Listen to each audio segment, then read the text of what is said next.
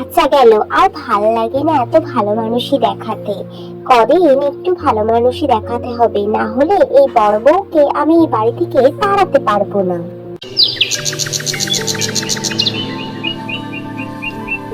ছোট, সেই তুই সকাল সকাল উঠে রান্নাঘরে চলে আসলি, দেখিস মা এসে ঠিক বকাবকি শুরু করে দেবে।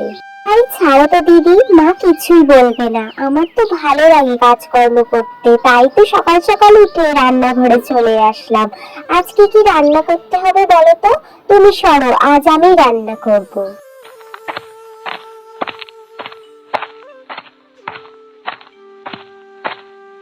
কি গো ছোট বৌমা, তুমি এত সকাল সকাল রান্নাঘরে কি করছো?